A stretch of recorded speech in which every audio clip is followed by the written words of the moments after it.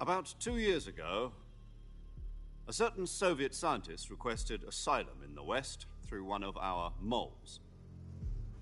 His name is Nikolai Stepanovich Sokolov.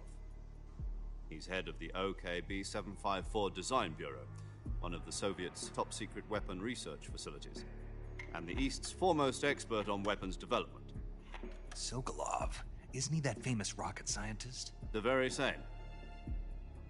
On April the 12th, 1961, the Soviets achieved the first manned spaceflight in history. The Earth was blue, but there was no God. Well spoken. The rocket that carried Yuri Gagarin into orbit was the A-1, known as the Vostok rocket.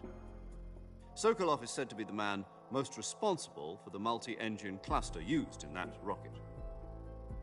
After Gagarin's flight, Sokolov left rocket development to become the head of the newly established Design Bureau. From a lowly technician to head of a design bureau, that's quite a success story, so why do you want to defect? It seems he'd become afraid of his own creations. Afraid? Call it a crisis of conscience. And for that, he left his country and his family behind and went over the fence? Not exactly. One of his conditions was that his family was also to be taken safely to the West. We used a mole to get the family out first and succeeded in sneaking Sokolov over the Berlin Wall shortly afterwards. I was the one who conducted the operation. The security on the eastern side was still full of holes back then. Then what? We got Sokolov over in one piece, but the whole ordeal had left him exhausted, and we checked him into a hospital in West Berlin. It took him 2 weeks and more than 600 miles to get from the research facility in the Soviet Union to Berlin. He was in no condition to say anything coherent. And it was only a week later that we had something much bigger on our hands. The Cuban Missile Crisis. October the 16th, 1962, President Kennedy received word that the Soviets were in the process of deploying intermediate-range ballistic missiles in Cuba. The President demanded that the Soviets dismantle and remove the missiles. At the same time, he announced a naval blockade to prevent further missile shipments from reaching Cuba. But the Soviets didn't back down, instead placing their armed forces on secondary alert.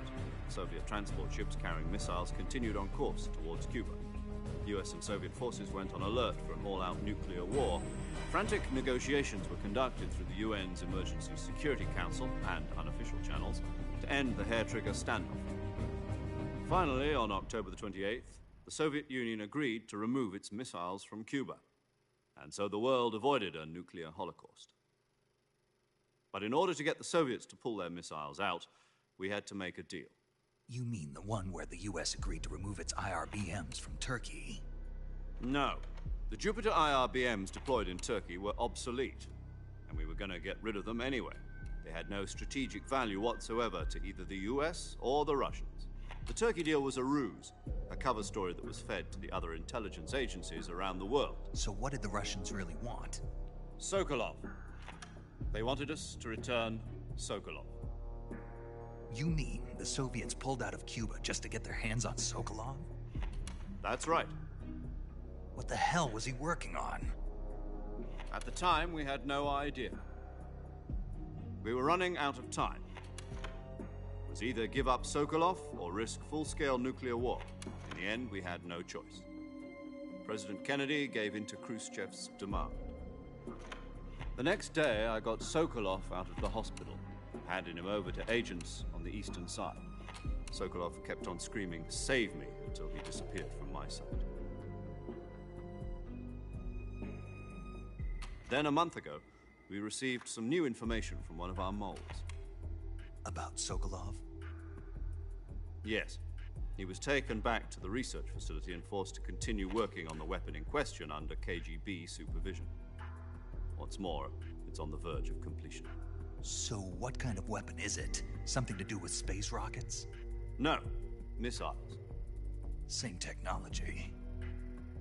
I guess you're right. We don't know the details, but it appears to be a new kind of nuclear device. For half a year now, the Soviets have been conducting frequent nuclear tests at Semipalatinsk.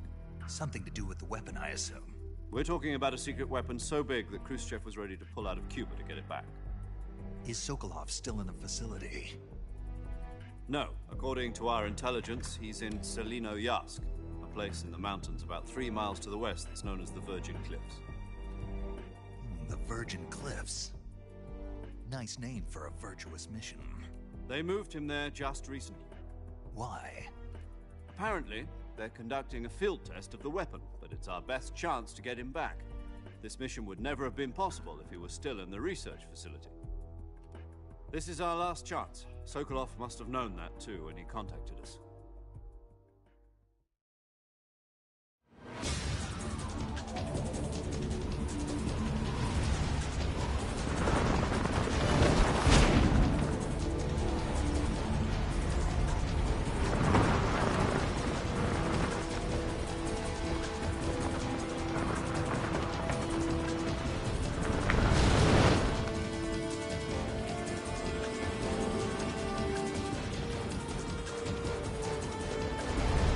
Listen up, Jack. Your mission is to infiltrate Selino-Yask in the Soviet mountains, ensure the safety of Sokolov, and bring him back to the West.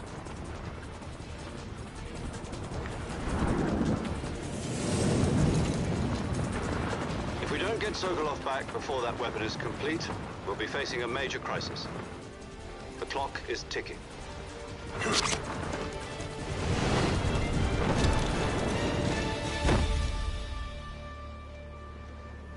Once we've confirmed the rescue of Sokolov, stand by at the recovery point.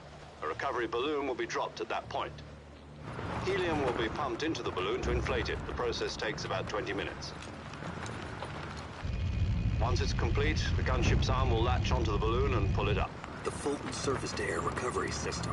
I'm familiar with the theory. Take it easy. It's been combat-proven.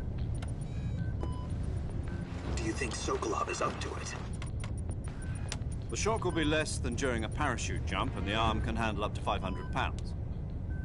So you're planning on going over the border in a single combat Talon? She's equipped with two 6-barrel 20mm Vulcan cannons, as well as two 40mm machine guns.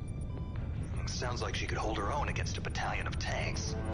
Even with the fuel in the reserve tank, we're facing a 4-hour time limit. If all goes well, it shouldn't take more than a few hours.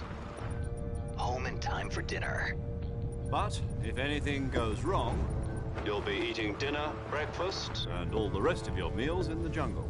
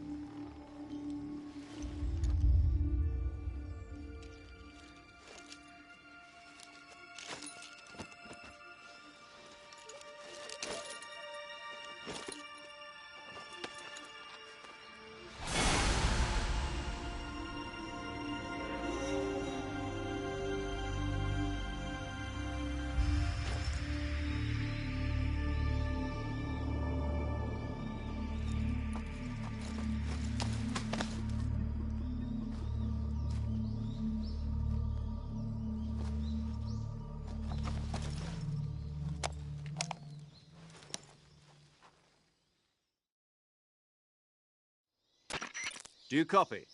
You're already in enemy territory, and somebody might be listening in. From here on out, we'll be using code names to refer to each other.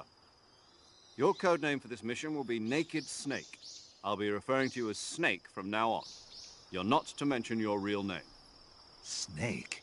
Well, you don't like snakes? What do you mean? You've eaten one before, haven't you? In survival training. I'm glad to hear that.